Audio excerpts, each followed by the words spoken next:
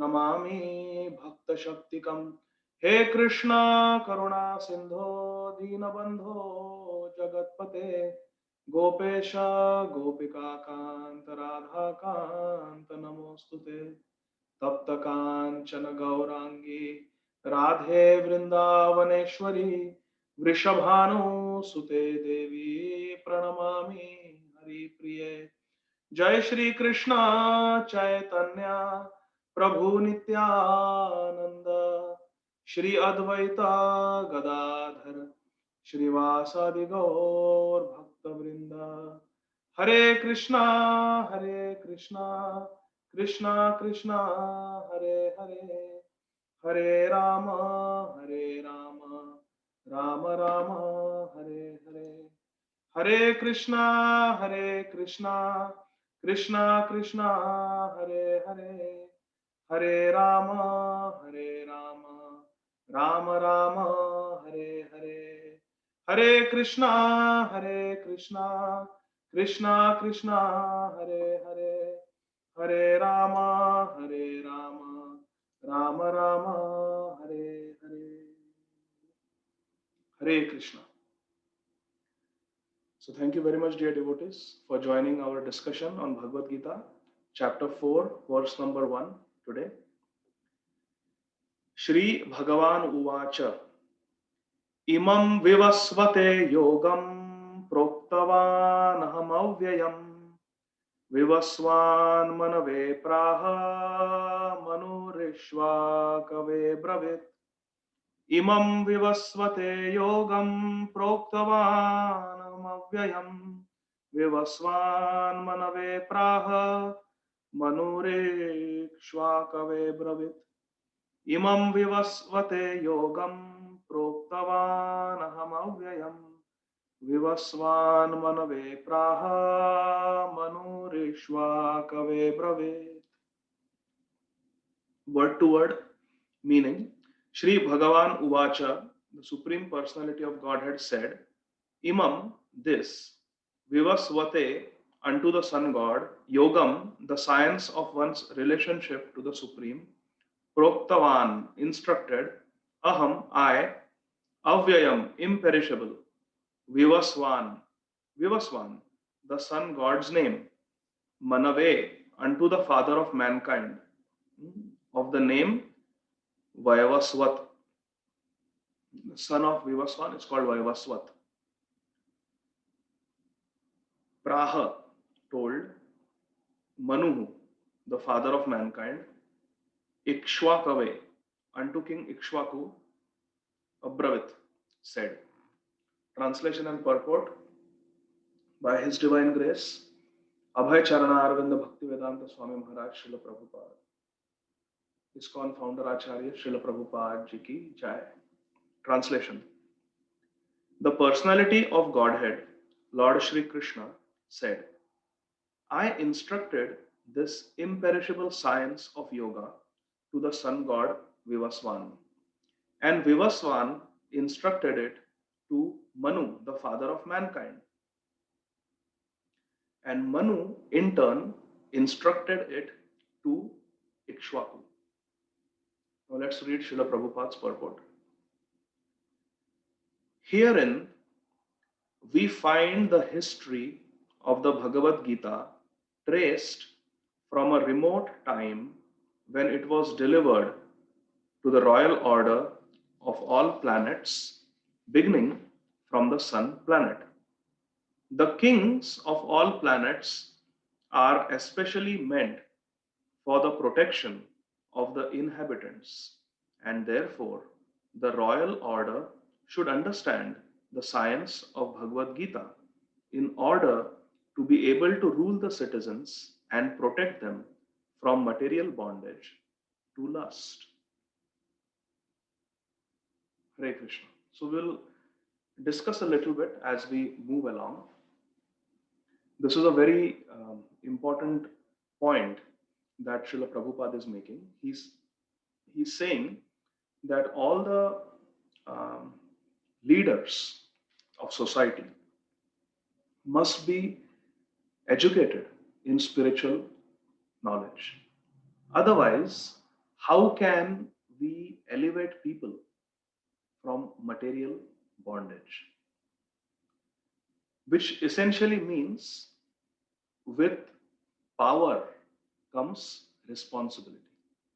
If we take any position in this world, whether it is the position of being a father, a mother, a teacher, um, a king or an administrator or a ruler, any responsible position, if we accept, along with that responsibility, we must, along with that position, we must accept the responsibility that comes with that position.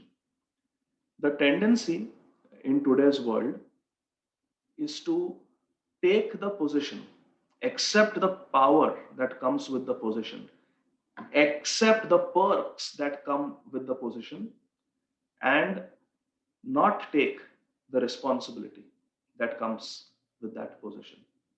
But in our Vedic culture, in our Vedic scriptures, we see that the great examples that we have to follow are teaching us just the opposite. For example, Ram Navami is coming up in a couple of weeks. So let's look at the example of Ramayana. In Ramayana, we see that Lord Ramchandra's younger brother is Maharaj Bharat. And what did Bharat do?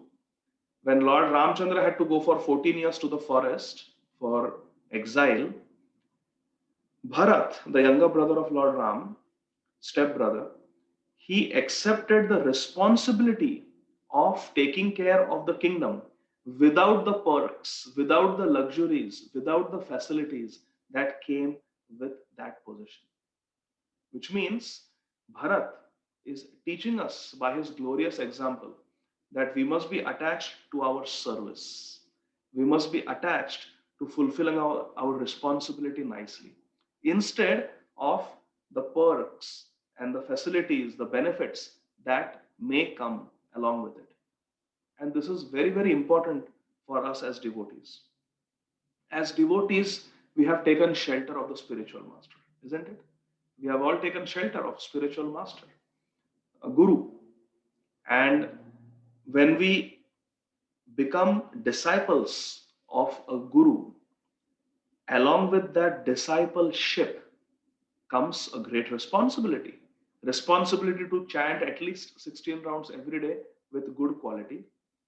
Responsibility to follow the four regulative principles very strictly: no meat eating, no intoxication, no illicit sex, no gambling. Following them in the true sense and with great sincerity.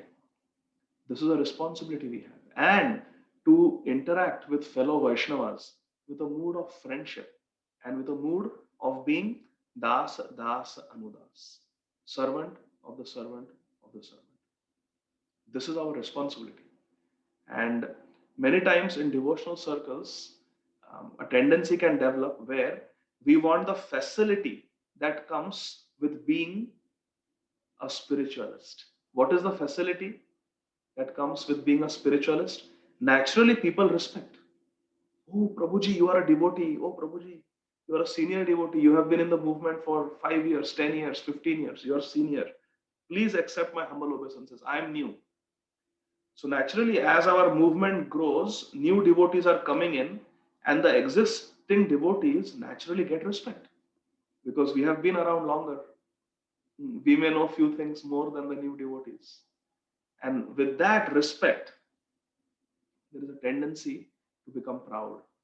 There is a tendency to start expecting respect. But that is a great impediment on our spiritual path, because in the third verse of Shikshashtakam, Sri Chaitanya Mahaprabhu says, Amanina, Manadena. We should give respects to others, Manadena, but Amanina.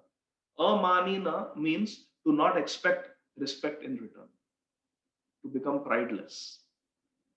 Now, this takes a lot of spiritual maturity, spiritual depth, and realization. Because there will be occasions where we may not get the kind of respect or reciprocation that we expect. And we may start thinking, I have done so much for this devotee. Why this devotee is not reciprocating? Why this devotee is belittling me. And when those thought comes, we should be convinced in our heart that I am not an advanced devotee. If these thoughts are coming when we are not respected, we crave that respect. We feel good when we are respected. We should immediately come to know that we are at a very neophyte stage in Krishna consciousness. Because real Krishna consciousness means amanina manadena, giving all respect to others without expecting any respect from them in return. Let us analyze this subtle point a little bit, my dear friends. Think about this. It is very easy to give respect to others when we are being respected.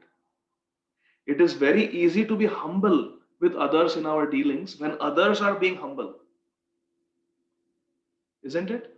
But the real test of humility, the real test of pridelessness, amaninatva, the real test is to give respect when we are not respected, to be humble when others are not interacting with us in a humble spirit. That is humility. Otherwise, it is very easy. We are not fair weather devotees. There is a term in English, fair weather friends. Friends who will come to us when it's a birthday party celebration. Friends will come enthusiastically when we are throwing a party, marriage anniversary party or New Year's party. They will come, they'll be enthusiastic to eat the cake and dance, enjoy the music, enjoy the free food. But those same friends will not come when there is a calamity, when there is a crisis. They will disappear. Or they will do very little. Or they will just do some lip service. Oh, very sorry for your loss. Please take care. I'm praying for you.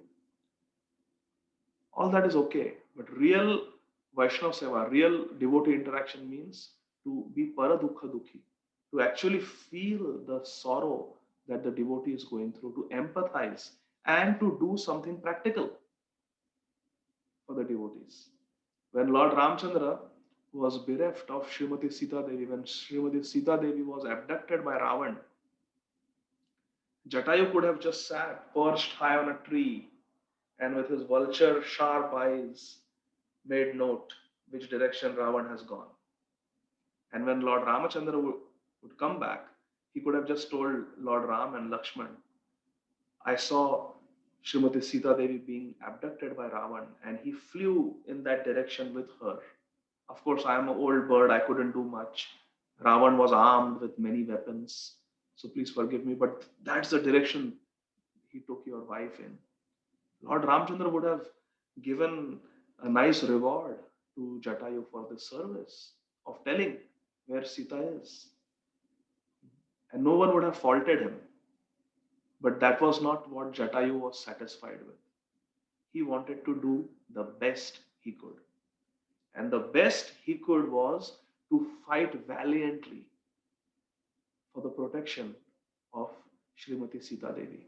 To fight valiantly on behalf of Lord Ramchandra. Lord Ramchandra would have fought, but he was not there. So on behalf of Lord Ram, Jatayu fought. He knew he had absolutely no chance.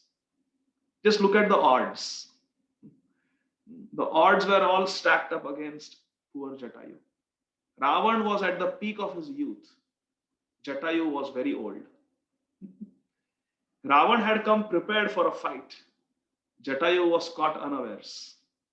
Ravan had the most sophisticated celestial weapons. Jatayu had none.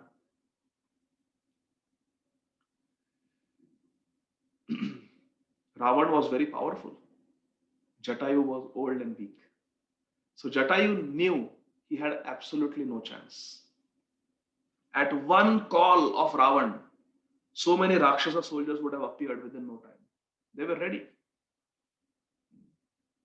It's not that Marich and Ravan came by themselves. There were other Rakshasas also who were hiding, ready in case there was a fight to come and help.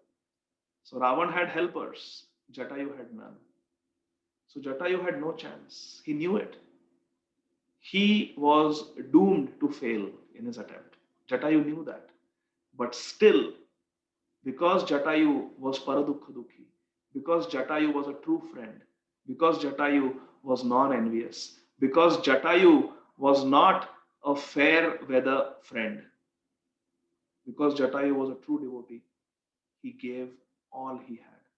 He fought with Ravan. He broke his chariot. He killed the mules that were pulling his chariot. He killed the charioteer. He broke Ravan's armor. With his beak, he tried to stop Ravan, tried to delay Ravan in the hope that Ram and Lakshman would come any moment. Jatayu tried his best. But finally, Ravan pulled out his sword and chopped off a wing of Jatayu, and Jatayu started bleeding profusely. And he fell down. And Ravan flew away with his mystic power along with Sita Devi. But Jatayu held on to his life until Ram returned. It took almost an hour for Ram and Lakshman to come there and find him. That is true friendship. Jatayu held on to his life. Why? Because he wanted to do the final service of telling Ravan that that is the direction they went in. Please go quickly, hurry up, and try and save Sita Devi. So Jatayu did that service also, but he also fought with Ravan, tried his best. So that is what we want to be. We want to be true friends. We must do our best to help each other. Otherwise, why will devotees be attracted to Krishna? Devotees get attracted to Krishna because the dealings and the friendships that they see among devotees. And all our Vedic texts are filled with such examples. Look at the example of Arjuna and Krishna. Krishna could have happily stayed in Dwarka with his loving wives, his children, his grandchildren, his family, his parents, and he could have just stayed there, not participated. But Krishna left his family, left his kingdom, left his palace, and came to Kurukshetra because he knew that his friends needed him the most during the battle of Kurukshetra. Yudhishthira Maharaj needed him, Bhim needed him, Arjun needed him, Nakul Sahadev needed him, Kunti Maharani needed him. So Krishna came. Therefore, it is said that if we cannot go for celebrations in a relationship of friendship, if we cannot go for the celebrations, we should make sure that we go during the times of tragedies. Hare Krishna. If we cannot go for a birthday party celebration, it's okay. But we should never miss a funeral. Hare Krishna. This is Vaishnava culture. Paradukha Dukhi. Everybody comes in times of joy. Everyone comes. Fair weather friends. But only true friends will show up during times of crisis. And Krishna is a friend like that. He came for Arjun and he's giving such valuable instructions to Arjun. So human life is meant for cultivation of spiritual knowledge in eternal relationship with the Supreme Personality of Godhead. This is an important principle. What is the aim of human life? We have so many relationships in this world. We have relationships with our parents, grandparents, our spouse, our children, grandchildren, friends, relatives, cousins. So many relationships we have in this world. Colleagues, boss, fellow students. We have so many neighbors. All these are relationships. But all these relationships are temporary. And because they are temporary, ultimately they are illusory. Because they are not permanent. They don't really matter that much. What matters is spiritual relationships, because spiritual relationships are eternal. And all our spiritual relationships are based on our relationship with Krishna. Krishna is the central fulcrum. Krishna is the central relationship. And all the relationships are centered around Krishna. I have never met Pitambar Prabhu. He has never met me.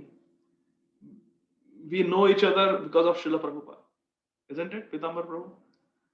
And but we have I feel we have a very sweet and a very deep relationship, because this relationship is based on Krishna in the center.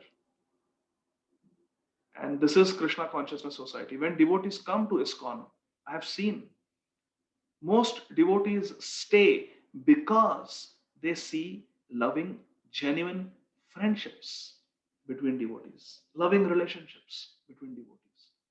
And we must invest in these relationships because that is how it is meant to be. Our scriptures are replete with such examples of genuine friendships. The friendship of Sugriv and Ram. Lord Ramchandra got Sugriv his wife back, got Sugriv his kingdom back, saved him from Vali. And Sugriv, he remained committed to helping Ram and fulfilling his part of the promise. Same with um, Vibhishan and Ram. Ram promised Vibhishan that I will make you the king of Lanka and I will kill Ravan. And Vibhishan was so helpful to Ram. He told Ram so many important war secrets which helped Ram defeat Ravan. And even after that, he remained a loving friend to Ram. Even today, every day, Vibhishan goes from Lanka to Jagannath Puri to take darshan of Lord Ramchandra in the form of Jagannath, to take darshan of Lakshmanji in the form of Balaram. It is a fact. Vibhishan has not forgotten his friendship. So many yugas have passed, but that friendship still grows stronger and stronger each day. This is true friendship. And the ultimate relationship is our relationship with Krishna. Because of our relationship with Krishna, we have these other relationships. So Srila Prabhupada is saying human life is meant for cultivation of spiritual knowledge in eternal relationship with the Supreme Personality of Godhead. This relationship with Krishna is eternal. And Srila Prabhupada in the introduction of Bhagavad Gita mentioned there are 5 relationships that a devotee can cultivate with Krishna. Shantaras, to become the dust at the lotus feet of Krishna, for example. Then Dasyaras, to become servants of Krishna, to massage his feet, to help in cooking for Krishna, to help wash his clothes, prepare his clothes, get him dressed, to be a servant of Krishna, to clean the house where Krishna lives. Third is to be a friend of Krishna, to play with him, to play games with Krishna, different sports, to go to the forest with Krishna on a picnic, to go to graze the cows with Krishna, to go with Krishna swimming in the Yamuna river. Then there is Vatsalya Prem, where we can have a parental relationship, where we are friends of Yashoda Maiya and Nanda Baba, and we are like the uncles and aunties of Krishna. And the last relationship is relationship of conjugal love, where we can become intimate devotees of Krishna, like Srimati Radharani and the other gopis. So these are the 5 relationships. And as we chant Hare Krishna, as we perform Vaishnava Seva, we engage in the 9 processes of devotional service: hearing, chanting, remembering Krishna, worshipping Krishna, offering prayers to Krishna.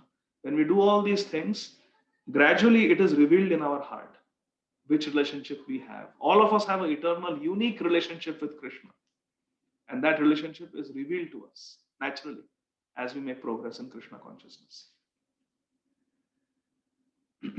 The executive heads of all states and all planets are obliged to impart this lesson to the citizens by education, culture, and devotion. This should be an integral, this education about the soul, about Krishna, about our relationship with Krishna.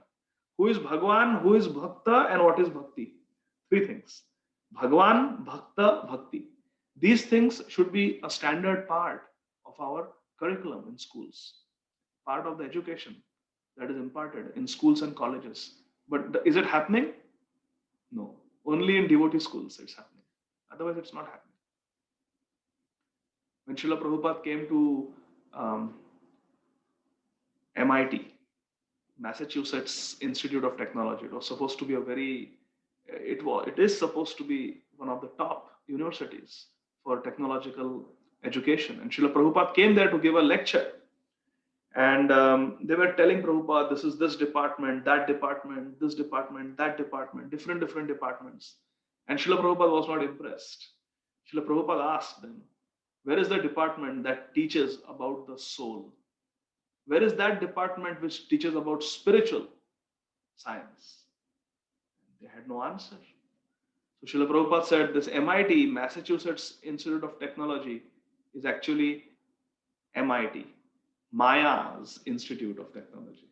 Because what you're teaching is just um, knowledge about dull matter. So please try to understand, dear devotees. There are two types of knowledges. There is Jada Gyan and there is Divya Gyan. Jada Gyan is knowledge about matter, whether it is a human body, anatomy, physiology, whether it is computer, software, hardware, nuclear science. We may be nuclear scientists, we may be rocket scientists, we may be PhD researchers in Harvard University and Yale University and Stanford University, Oxford University, Cambridge University, IIT in India, IIM.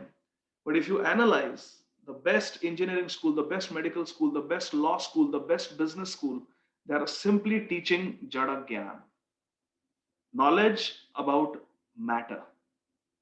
Matter is earth, water, fire, air, ether. Mind, intelligence, false ego. Bhumir apor nalo vayur kham mano buddhir evacha ahankar itiyam me bhinna prakriti ashtada.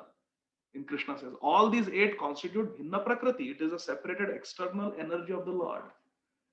Knowledge of the external energy of the Lord, consisting of earth, water, fire, air, ether, mind, intelligence, false ego, these eight things constitute Jada Gyan. Knowledge about gross matter and subtle matter, but knowledge of matter.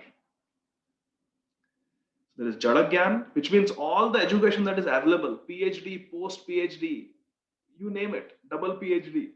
All this knowledge is simply Jada Gyan under different headings, under different labels. It is mundane knowledge. It deals with Krishna's external energy. But Krishna tells us that we have to go beyond this external energy. There is something beyond it, and that is spiritual. The spiritual science. Who really are we? And who is God? And what is our relationship with God? This is called Divya Gyan. So there is Jada Gyan and there is Divya Gyan. And Srila Prabhupada's point was, if in MIT or any other university you're simply teaching Jada Gyan, then you are Maya Institute of Technology. But we have Mayapur Institute of Spiritual Technology now, the real MIT, where we are taught about the science, spiritual science given to us by Sri Chaitanya Mahaprabhu. In other words, the executive heads of all states are intended to spread the science of Krishna consciousness so that the people may take advantage of this great science and pursue a successful path, utilizing the opportunity of the human form of life. Another very important point, my dear friend, Srila Prabhupada is making, this human form of life is very rare. Just look around yourself. Just the other day, I went for a walk with my family in the evening. And on the sidewalks, we are seeing now it's spring season. There are so many ant hills that come up. There are millions and millions of ants that are living underground. We can't even see them. Then there is grass, there are trees, there are birds, there are animals, there are insects, there are bacteria, there is virus. So tell me, are human beings the majority species in terms of numbers? Or are we a minority? We are minority. If you look at the sheer numbers, we are a very small minority. Majority of the spirit souls in this on this earth planet are belonging to other species other than human beings. We are a very small species. But if you take the number of plants, trees, bacteria, in our body itself, there are so many bacteria in our intestines, the good bacteria, the gut flora. So there are so many different species of life. And to get a human birth is extremely rare. So because we are a minority species, we have to understand that we are so fortunate. We are very, very fortunate, all of us, that we have got a human body. And that too a body where our faculties are working and we are able to hear and understand and comprehend spiritual knowledge. Hear, understand, comprehend, assimilate, reflect upon spiritual knowledge. To have this facility is indeed the greatest fortune for all of us. Now, this may sound like basic philosophy. Prabhuji, what are you saying? We know all this.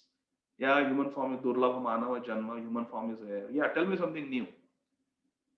But no, please listen to me. When I went to Radhakund, when I went in Kartik of 2019, I met a very great devotee of Srila Prabhupada who has been living at Radhakund for the last 26 years. And he chants day and night. Very, very advanced devotee. He served for many, many years in Canada, in the Sharanagati farm near Vancouver. He is a Canadian by birth, Jamuna Jivan Prabhu. And he served for many, many years in the ISKCON temple there. And then his service brought him to Vrindavan, and he served for many years in Vrindavan. And now he has got a small little room in Radhakund and he lives there. And he chants practically all day.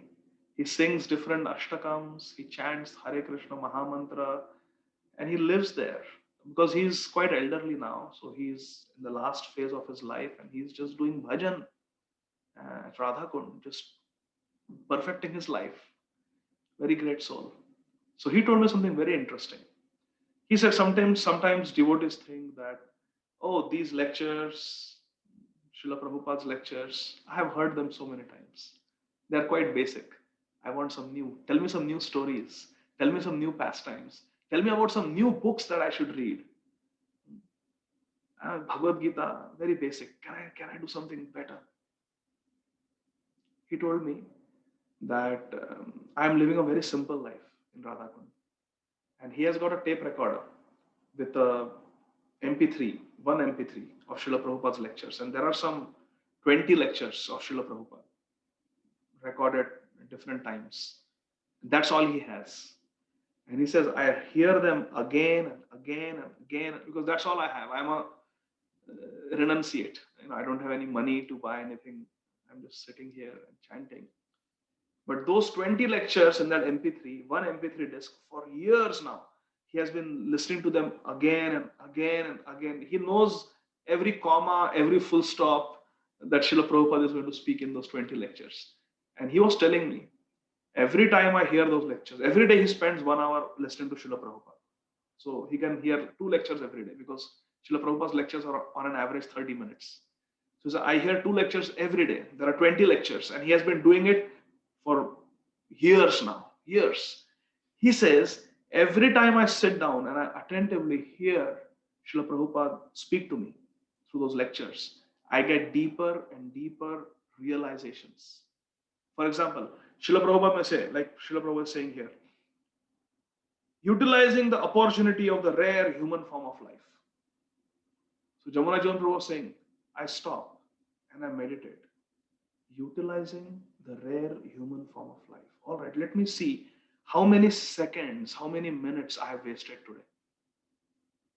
If I have to follow this instruction of Prabhupada, don't waste time, human form is rare, that means I should not waste even 1 second. So let me think how many moments I have passed today where I was not chanting Hare Krishna. And oh, that means I'm failing. I'm not able to follow this one instruction of Prabhupada to not waste time. So he said, in this way, one simple sentence of Srila Prabhupada, one simple instruction of Srila Prabhupada can be taken superficially. One may just think that, oh, Prabhupada said, don't waste time. All right, that means I should not watch cricket matches. And that's a good understanding, but it's very, very basic. So that's a very rudimentary take-home message from Srila Prabhupada's lecture, and it's good. But look at Jamuna Jivan Prabhu. He's taking it to such great depths. Prabhupada says, Kirtaniya Sadahari, chant Hare Krishna and be happy. So I have to chant all the time. So he's analyzing himself, how much time I am wasting. And he's making sure he's not wasting a single moment. It's astounding how that one sentence from one lecture can take years to follow properly. So these Prabhupada's purports are very deep. But we have to be receptive to accept them wholeheartedly. In this millennium, the sun god is known as Vivaswan, the king of the sun, which is the origin of all planets within the solar system.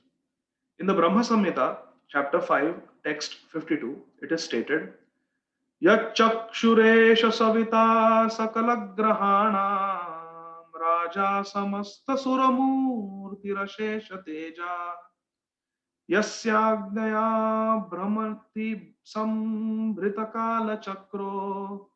गोविन्दमादिपुरुषं तमहं भजामि. Let me worship, Lord Brahma is saying, let me worship the Supreme Personality of Godhead, Govinda, Krishna, who is the original person and under whose order the sun, which is the king of all planets, is assuming immense power and heat. The sun represents the eye of the Lord and traverses its orbit in obedience to his order, which means even the sun is moving under the orders of Krishna. The sun is the king of the planets, and the sun god at present of the name Vivasvan rules the sun planet, which is controlling all other planets by supplying heat and light. So please try to understand this, my dear friends. So I live in this house where I'm sitting right now. There are different rooms, there are bedrooms, there is the kitchen, there is the dining room, there is a living room. So this is a house, a typical house. There is a garage, there is a driveway. Now, let's say we have all gone to the temple. All of us have gone to ISKCON Atlanta, Shri Radha Madan Mohan temple. And somebody is just, imagine, is dropped inside our house. Someone just comes inside our house. So he will see, interesting. Things are arranged in a particular way. I turn the switch and the light comes on. I turn this faucet and water starts flowing out. I turn the faucet this way, hot water comes. This way, cold water comes. Interesting. There is a machine here in the laundry room where you put clothes, some detergent, turn it on, and wow, the clothes get washed. And there's a dryer. In the kitchen, I turn the one particular knob and there's fire which can be used for cooking. Interesting arrangement. So someone may say, oh, it is an interesting arrangement, but an intelligent person will understand that no, it's not just intelligence. Someone has designed it. There is an intelligent person who has designed it, who lives here, and for whose comfort and luxuries everything is designed. So similarly, we should not just look at the sun that, oh, it's a burning ball of fire. No, it is a planet meant for someone, for Surya Dev. And the name of Surya Dev is Vivaswan Maharaj. And they have the bodies that can live on the sun planet, on the sun globe. Just like we have bodies adapted to live on land. Can we live under the ocean, on the floor of the ocean? No, we cannot. But the fish can. But the fish cannot live on land like we do. You see? So Krishna has designed different types of species, different bodies to live in different environments. So the sun planet is also not just some random planet that is burning. It has a purpose, just like a house has a purpose. The faucet has been designed. The faucet is there because there's a person who has designed it that way. So if a simple house can have someone who lives there, controls everything, everything has been designed for his or her comforts and luxuries, how much more that is true for this entire Mother Nature, this entire planet, this entire solar system, this entire universe. So there is a method, there is a intelligence behind everything, and that intelligence is coming from Krishna, and he's supplying everything. He is rotating, the sun is rotating under the order of Krishna. And Lord Krishna originally made Vivaswan his first disciple to understand the science of Bhagavad Gita. The Gita is not therefore a speculative treatise for the insignificant mundane scholar, but is a standard book of knowledge coming down from time immemorial. So just like you come to the house and you want to know how the microwave oven works. So you have to look at the user manual, or how the car works. You have to look at the user manual that comes with the machine, either the microwave oven or the car. And then you can come to know what is to be done. Now, this is a phone. How to use the different features of this phone, I can come to know by reading the manual that comes with the phone, isn't it?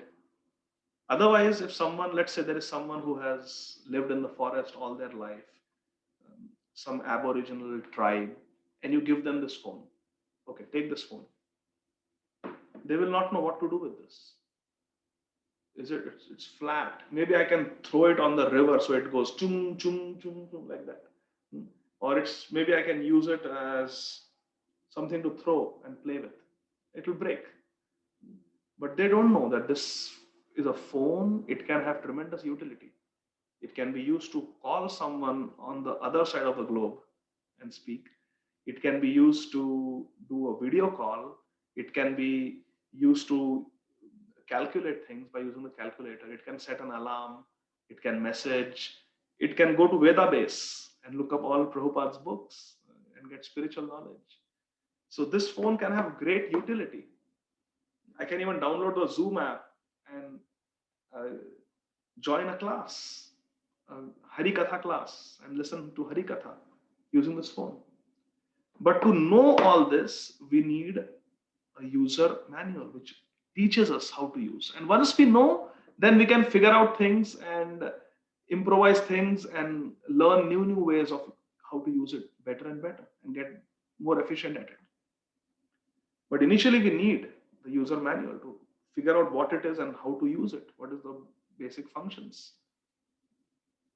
Similarly, this body, yantra rudani maya. In Bhagavad Gita, this body is described as a yantra, as a machine. So this body is also a machine, just like a car. The car has 4 wheels. We have got 4 limbs, 2 hands and 2 legs. The car has 2 headlights. We have got 2 eyes. The car has a horn, pong, pong, pong. We have a mouth, voice box to speak, isn't it? So this body is like a machine. How to use this machine? A car can be extremely useful. You turn it, you put fuel, and I can drive from here to Canada if I wanted to, isn't it? It's amazing what a car can do. But if we don't know how to drive the car, how it works, where the fuel goes, where the ignition switch is, how the steering wheel works, how the brakes work, then we can't use that machine.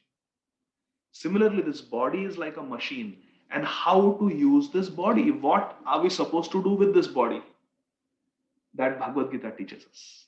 Because this Bhagavad Gita is coming from Krishna, who is the creator of this body. If we want to know how to use this iPhone, we have to ask Apple company who have made this iPhone. We cannot go to Samsung and ask how. No. Only Apple can tell how to use an Apple phone. Only Samsung company can tell how to use a Samsung Galaxy phone. Similarly, only the creator who has created this. Aham sarvasya prabhavo matah sarvam pravartate. Only one who is the creator of everything, one who has created us, one who is our father, can tell us what we are supposed to do with this body. And those words of Krishna, which tell us what to do with this body, is called Bhagavad Gita.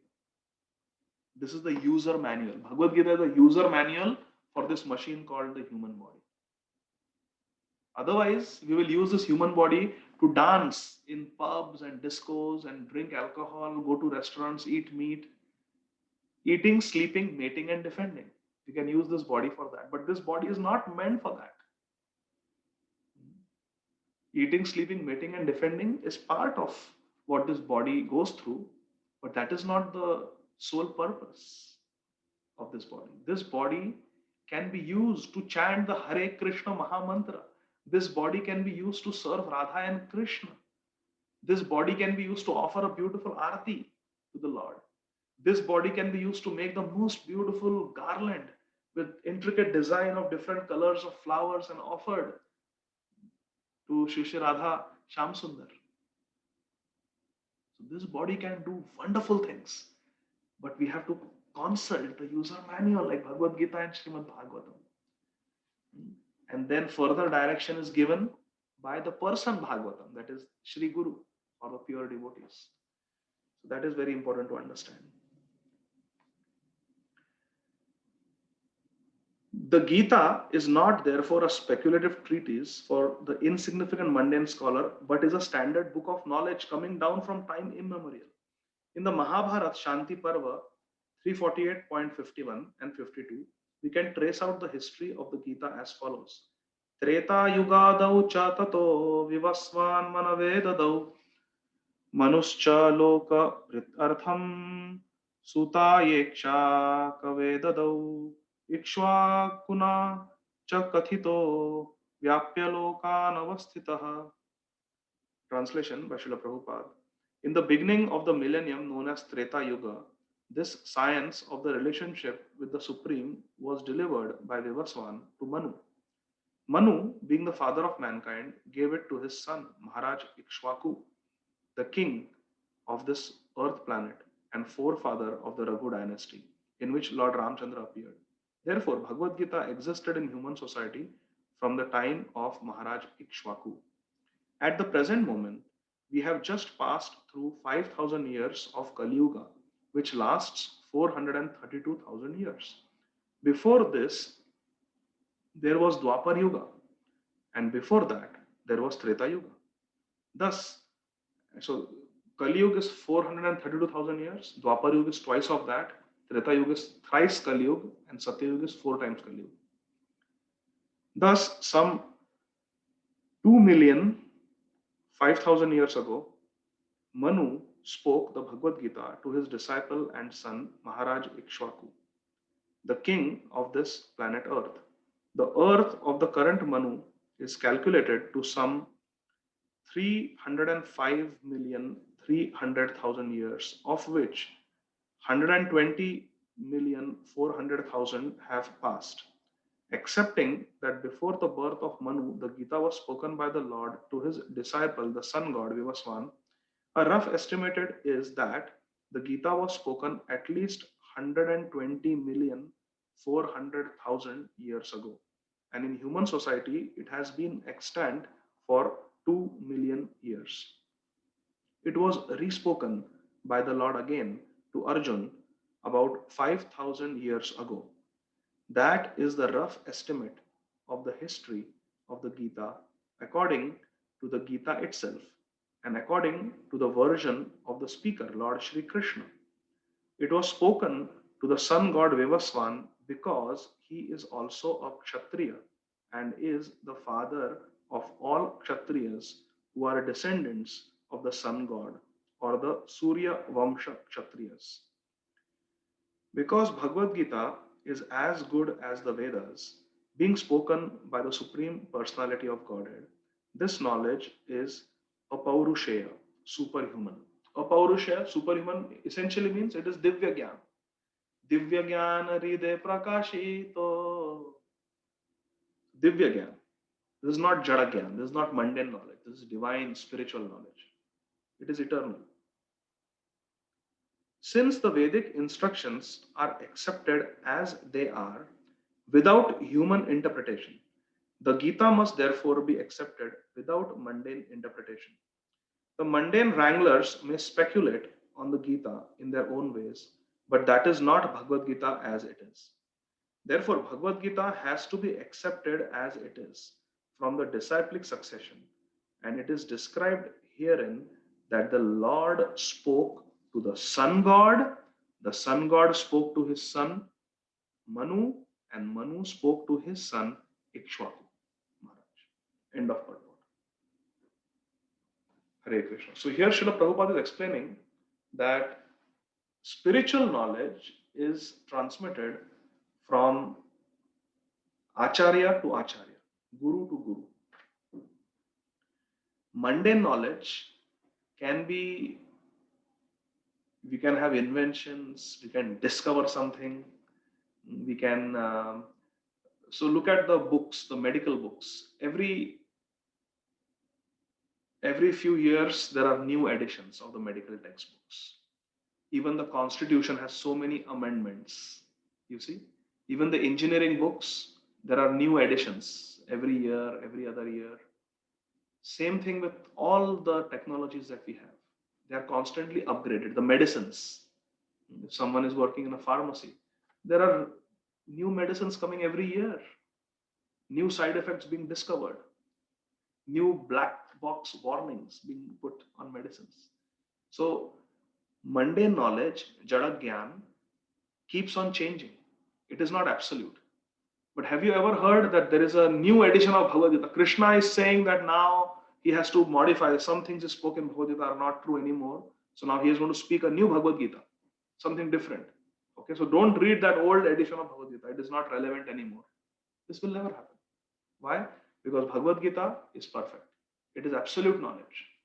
That is a difference between Jadagyan and Divyagyan. Jadagyan is temporary.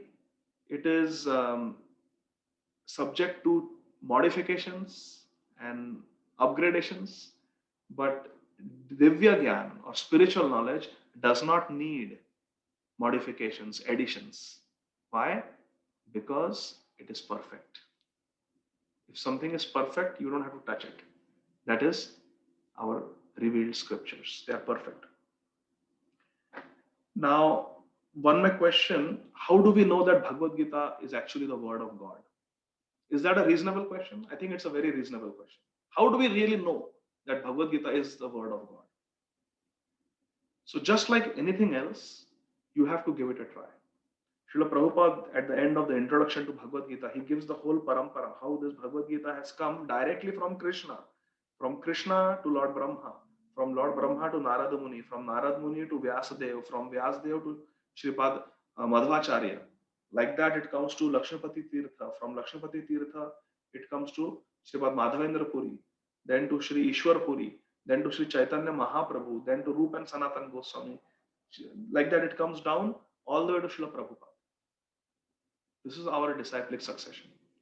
Unbroken chain of a perfect guru, perfect disciple becoming perfect guru for the next generation. So it's a guru disciple chain, unbroken. That's why this is a word of God. Just like you saw, Krishna gave the knowledge to Vivaswan, sun god. Vivaswan gave it to the father of mankind, Vayavasvat Manu. Vayavasvat Manu gave it to his son, Maharaj Ikshwaku. And like that it comes. So it comes from a pure devotee to a pure devotee. So therefore, it is the word of God. But how do we actually know it? We have to practice it. Then we can experience it. Krishna consciousness is an experiential religion. So just like, for example, if I say that if suppose there's someone from India who has never eaten a fruit called persimmon. Persimmon is a fruit that I ate first time when I came to America. So if I tell somebody from India that there is a fruit called persimmon, it's really very delicious. Acha, how does it taste? How do I tell you? It is sweet. It doesn't even have seeds. You can eat the whole fruit practically. It's very nice. Oh, but how does it smell? How does it smell? Well, it's got a fruity smell. How do you explain? You have to take a ripe persimmon, you have to offer it to Krishna, cut it, and eat it. And then you exactly know how it smells, how it tastes, how is the texture, what are the qualities, everything you will understand. Similarly, Krishna consciousness is an experiential process. You have to chant Hare Krishna, you have to associate with devotees, you have to follow the process and give it a try for a month, 2 months, and see if your consciousness changes or not. Whether you feel little closer to Krishna or not, whether you feel more peaceful or not, whether you feel more blissful or not, whether your anger goes down or not, whether your lust goes down or not, whether your greed goes down or not, whether your anxiety and stress goes down or not. You will experience all this. It is an experiential process. You have to give it a try. You have to give it a try. So, mundane knowledge is a ascending process. You want to get to a nuclear bomb. Okay, you start with some basic physics, nuclear physics, this experiment, that experiment, you get uranium and now you've got atomic bomb. So it's an ascending process. You start with a simple calculator and now you have a supercomputer. So it's an ascending process. New inventions, new discoveries, new inventions, combination, permutations, you manipulate material energy and you go up. That's an ascending process. That is true for mundane knowledge. Mundane knowledge is an ascending process. But spiritual knowledge, Divya Gyan, it is a descending process. It comes down, like we saw Krishna to Vivaswan, Vivaswan to Vaivasvat Manu to Ikshwaku, like that. It's a descending process. Material knowledge is an ascending process. Ascending process, the problem is it's not perfect. Your experiments can give you wrong results. You may interpret it wrongly because we are fallible human beings. But the descending process, because the originator, Krishna, is perfect. The source is perfect. Knowledge coming is also perfect. Hare Krishna. So with this, I will stop. It is 8 o'clock exactly. And we can open it up for some question answers if you want. Hare Krishna. Srila Prabhupada ki jai. Hare Krishna, Prabhu. Dan Pram. Thank you so much, Prabhu, for the wonderful nectarian explanation of 4.1. We are so grateful. If you allow me, I would like to recap some of the main points, Prabhu, which you said, such that we all be on the same page. Thank you, Prabhu. So, Prabhu, first you started with the third verse of the Siksastakam, which says, Amanina Manadena, Kirtaniya Sadhari. Amanina Manadena. So, Amanina, you do not expect any respect, but Manadena, you give all the respects to others.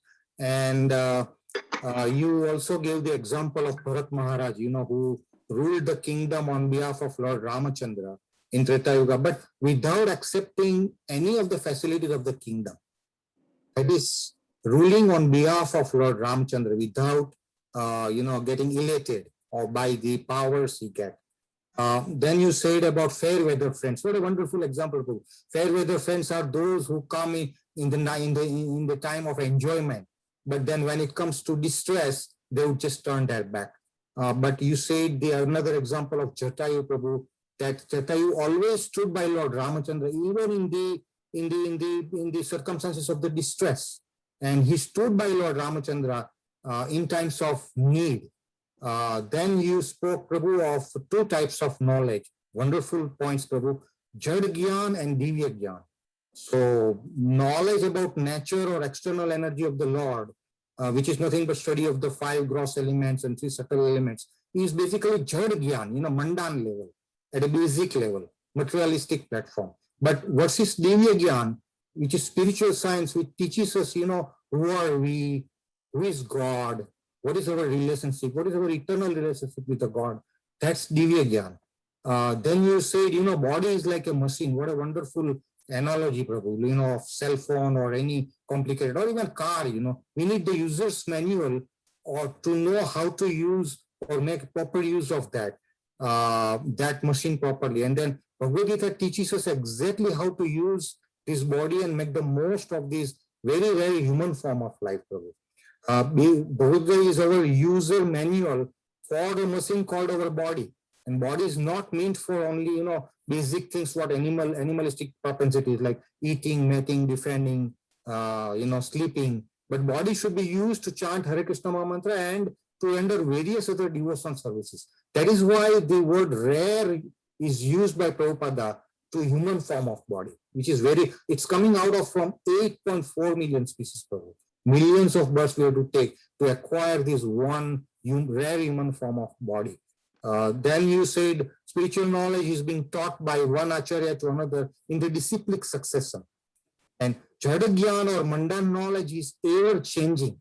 And what's the difference between Jadagyan and Divigyan? That Jadagyan is temporarily subject to modifications and upgradations all the time. But Divigyan does not change over time and is never ever revised, because it is spoken as it is in the disciplic succession in our Guru Parampara. That's why Srila Prabhupada says that we should not listen to any of the Bhagavatam or any of the spiritual things by some commercial reciters. And then Prabhupada gives the example that this is nothing but like, a milk which is touched by snake, becomes poisonous. That milk cannot be consumed, because the purpose is defeated, it's commercialized. Then the next point you said, Prabhu, is Krishna consciousness is a matter of experiencing and seeing for yourself whether our anarthas are gradually going down over time or not. Experience yourself. And the last point you said, Prabhu, is Mandan knowledge is an ascending process of acquiring knowledge, by discovering new things, inventing. But the Divya Gyan is a descending process, which means from top to bottom coming down. Coming down from where? From our acharyas. Why? Because The source, if you trace it back, it leads to us to Krishna. The source is Krishna, and therefore it is eternal. So Prabhu, wonderful points I have come across and we have learned today. Beautiful points, Prabhu. Thank you so much. With that, we open the forum for questions, comments, or concerns. Please feel free to unmute and ask Prabhuji any question you may have. Thank you. Thank you, Pitambar Prabhu, for such a beautiful summarization. It was better than the class. Thank you. Oh, no, Prabhu, no. I loved it very much. That's your magnanimity, Prabhu. What took me 1 hour, you said it in 5 minutes so eloquently. No. Thank you. Because I was just jotting down some silent points, Prabhu, salient points. Thank you very much. Very, very encouraging to me. Thank you. Hare Krishna.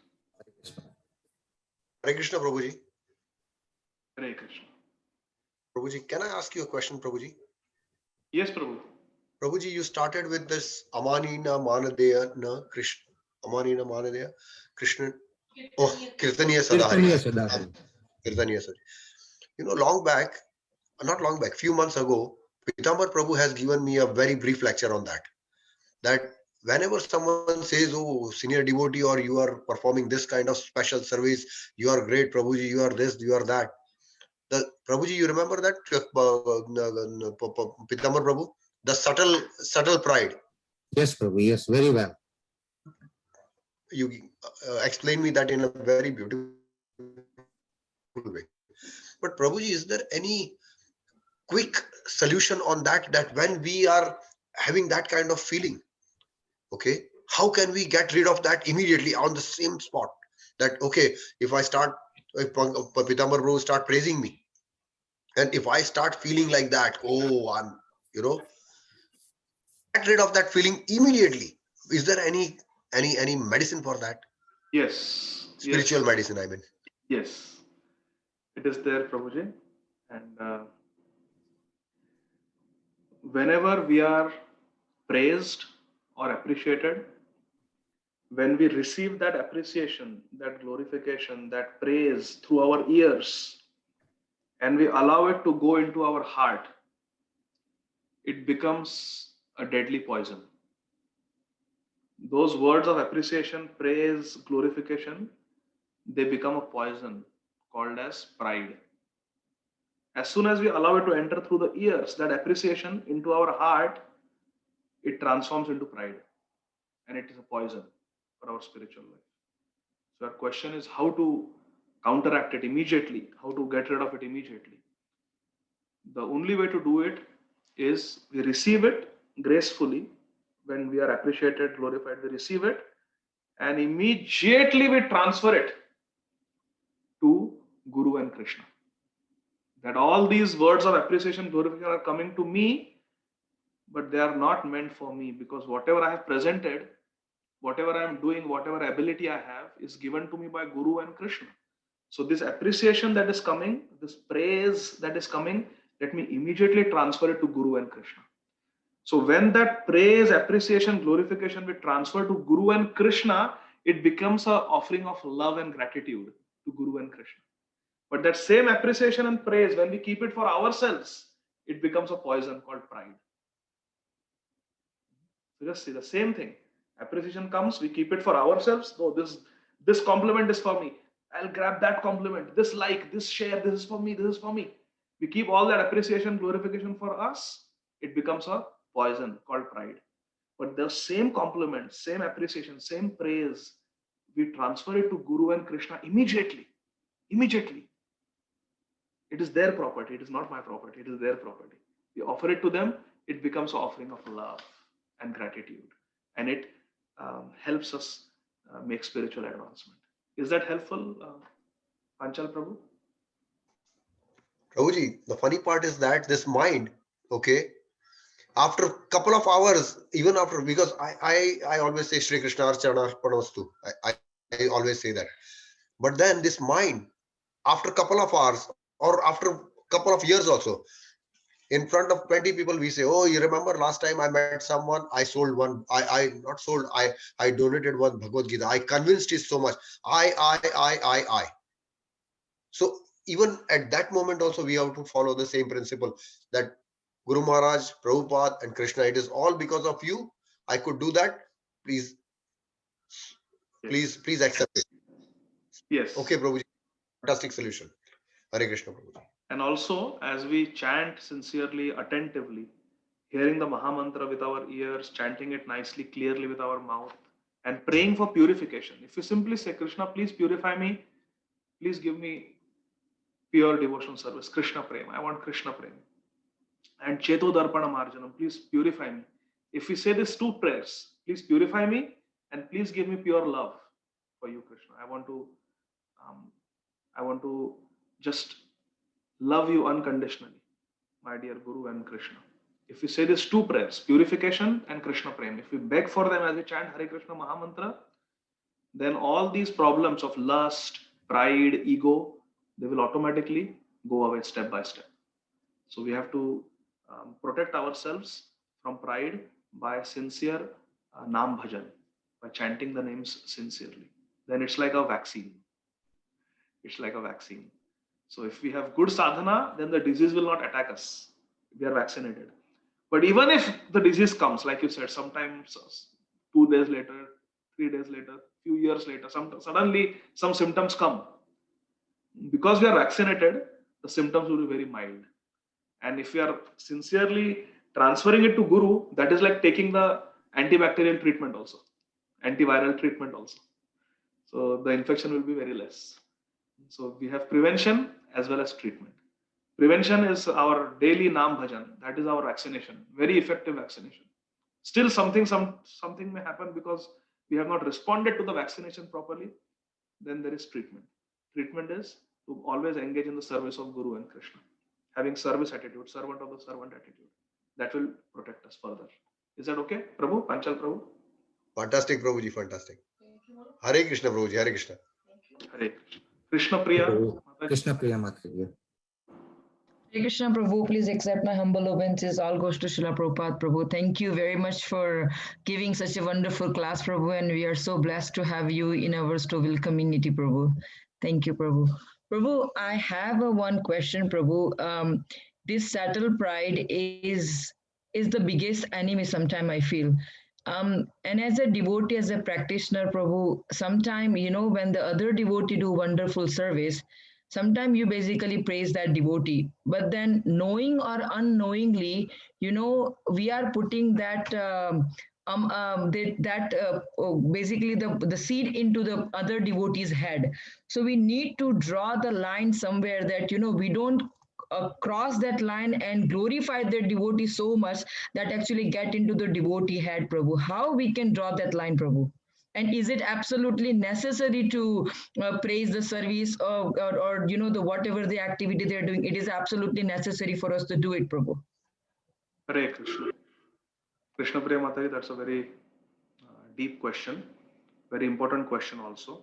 In Chaitanya Charitamrita, we are taught by Swarup Damodar Goswami in the Antya Leela of Sri Chaitanya Charitamrita, in the chapter entitled Ramchandra Puri criticizes the Lord.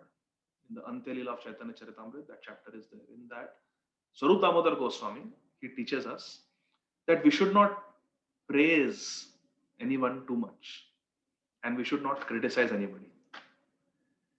And Swarup Damodar Goswami says that sometimes we can break the first rule of not praising too much. Sometimes we can praise, but we should never break the second rule of do not criticize. So we should never criticize, and with our praise, we should be genuine.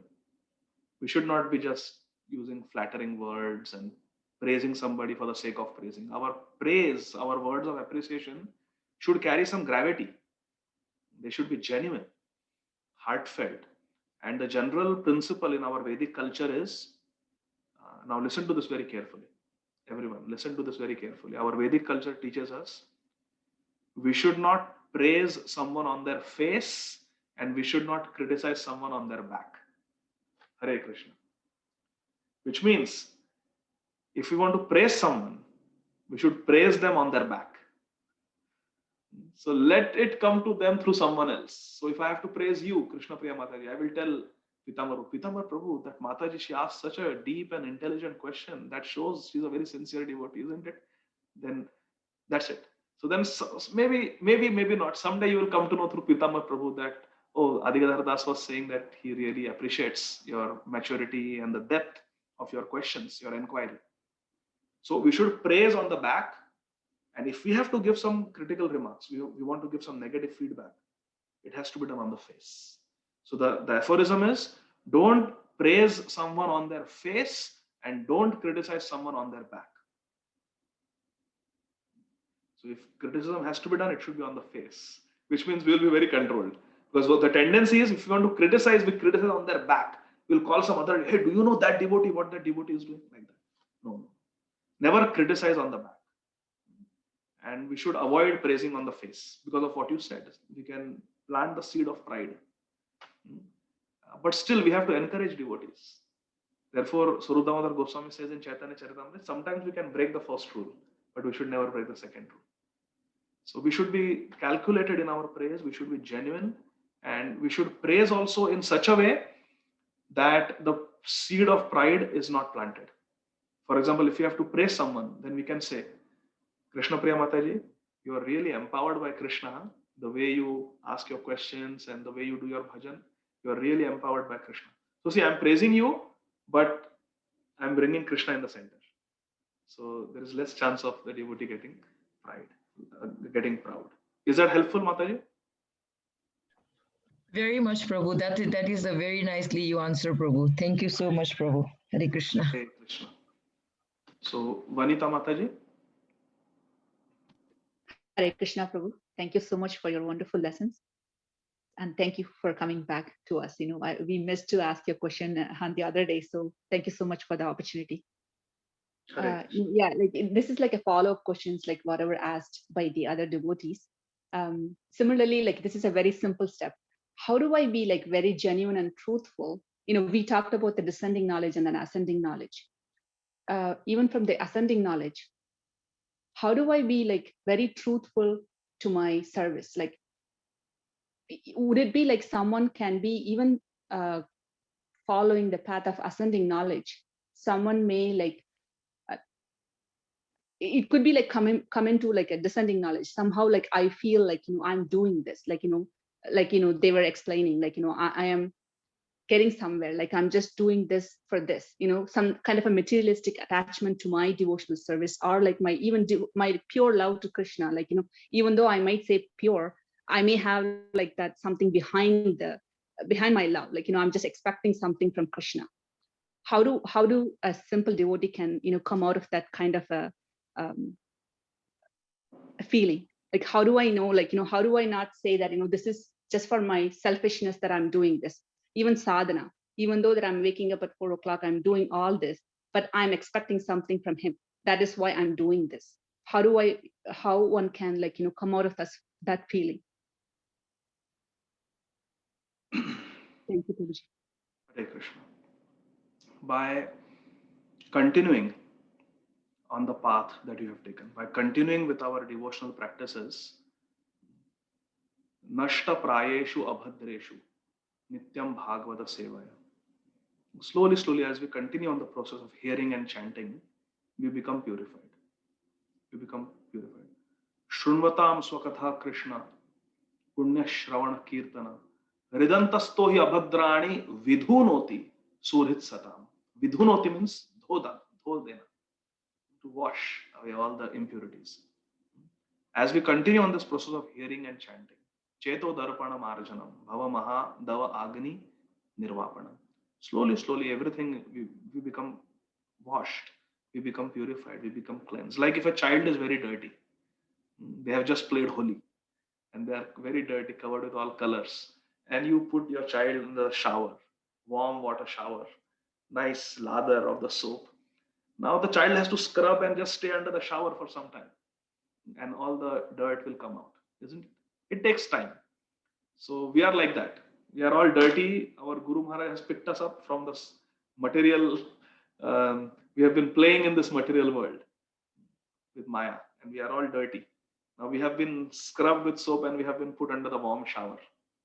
So we have to just let Sarvatma Snapanam Param Vijayate Shri Krishna Sankirtan. We have to bathe ourselves with this Hare Krishna Mahamantra, and slowly the impurities will go akama sarva kamo va moksha kama udaradi tivrena bhakti yogena yajeta purusha param.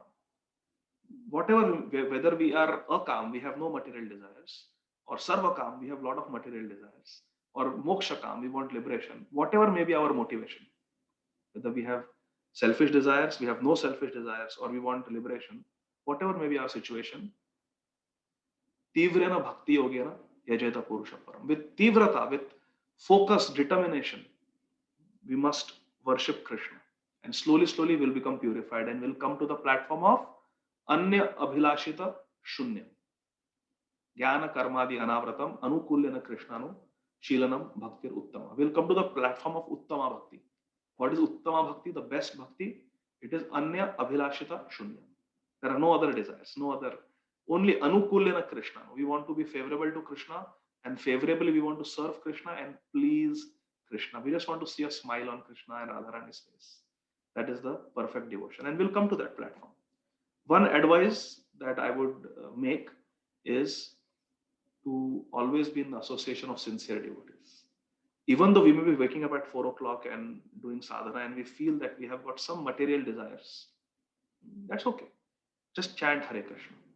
Just continue on the process very nicely and be in the association of sincere devotees. Because the association of the sincere devotees will help you get purified even faster. Because association inspires us, guides us, motivates us in the right direction. So associate with devotees, but sincere devotees. Associate with sincere devotees. Is that okay, Vanitha Mataji? Thank you, Prabhuji. So two things. One is continue on the process. It's a process of purification, and we will become purified, and all those material desires will go away. And second is remain in the association of sincere devotees. Thank you so much, Prabhuji. Thank you for it's a blessing. It's very convincing. Thank you, Prabhuji. Hare Krishna. Hare Devavati Mataji. Hare Krishna, Prabhuji. Dandava Pranam. Thank you, Prabhuji, for the beautiful class. Prabhuji, I have just one curiosity question. When this Kali Yuga ends and then again the Satyuga comes, so Lord Narasimha there comes, and then again the Treta Yuga come, Lord Ram will become. So in that Dwapar Yuga, did the Lord, because we heard from the lectures that the Lord Krishna comes only one day of the Brahma. So again that the Dwapar Yuga comes and the Kali Yuga again Chaitanya Mahaprabhu. So will there be any a incarnation of Lord, or because the Lord he will not come himself directly? So that Dwapar or Kali Yuga will be no Chaitanya Mahaprabhu or no Krishna. So in Chaitanya Charitamrita it is mentioned, and also in Laghu Bhagavatamrita of Srila Rupa Goswami it is mentioned that just like there are innumerable waves in the ocean, like if you're sitting on the beach, Jagannath Puri beach, and you're seeing the ocean waves coming, how there are countless waves in the ocean. Similarly, there are countless incarnations of Krishna. In every yuga, there is Yuga avatar. Then there are Manvantar avatars, there are Guna avatars, there are Leela avatars, there are Purusha avatars. There are so many avatars of Krishna, like the waves in the ocean, we cannot even count them. And in each and every universe, and there are so many universes. And then there are so many Vaikuntha planets where Krishna resides. So there are innumerable incarnations, but Krishna, Swayam Bhagavan Krishna, only comes once in a day of Brahma. And in one day of Brahma, there are 1,000 cycles of Satya, Treta, Dwapar, Kali, which means only 1 in 1,000 Dwapar Yugs Krishna will come, and 1 in 1,000 Treta Yugs Chaitanya Mahaprabhu will come. Only once in a day of Brahma they come. So it is very rare. So what will happen in the next Dwapar Yuga, next Kali Yuga? Some other Yuga avatar will come. They will be incarnations of Lord Vishnu only, but it will not be Radha Bhav Dityu Suvalitam Naumi Krishna Swarupam. They will not give Radha Dasyam. They will not give Vraj Bhakti. They will not be able to teach the transcendental mellows of Vrindavan. They will give Yuga Dharma and they will give liberation. They can give Vaikuntha. But access to Golok Vrindavan is very rare. And that Lord Krishna and Sri Chaitanya Mahaprabhu are giving us. So therefore, we are very fortunate, all of us. We are very fortunate. Is that okay? Some other incarnations will come. Yes, Prabhuji. Thank you, Prabhuji. So Suresh Prabhu.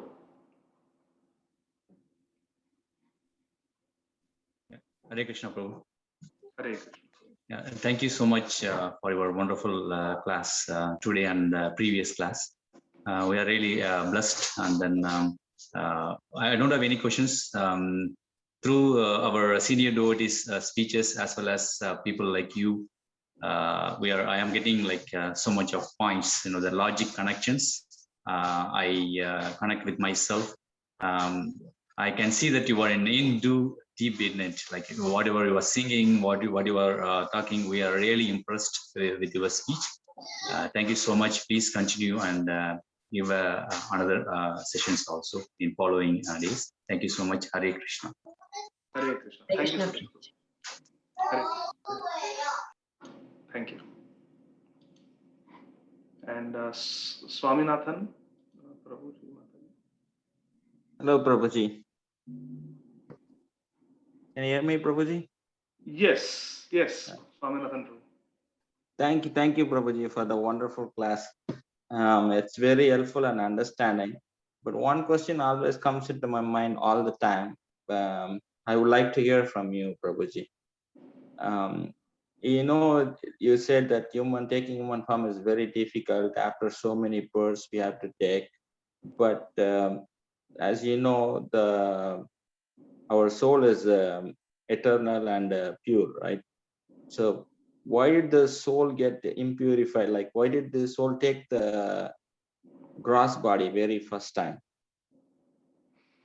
It's like this, that if you go to, where are you from, Prabhu? You're from India originally? Yes, Prabhuji, I'm from Chennai, India. Chennai. Yeah. So it is like this, Prabhu, that suppose there is the IIT in India, Indian Institute of Technology. It's very rare. Do you agree? It is rare to Yes. get into IIT. Yes, Prabhuji. So many students apply, hundreds and thousands, but only few get in, right? Yes. So getting a spot in the prestigious IIT university in India is very rare. Now, once we get into IIT, we get admitted into IIT, some will be good students, but some students will not be studious. They will fail. They will, do things that students are not supposed to do. They will skip classes. Some of them may even do drugs or get into bad habits like alcohol. Is it not? Yes, Prabhuji. So why? All of them got into that rare opportunity of being in IIT, but some are getting straight A's, they are getting good grades, they are learning, getting education, they will get picked up in campus interviews and they will be placed in nice jobs.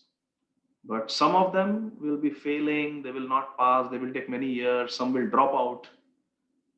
Some will drop out of the university, some may get arrested for doing drugs and other things, and they will have a bad future. So why this?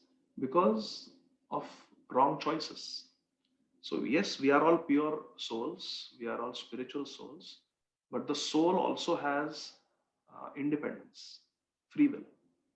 And if this free will is misused, then we suffer in the material world.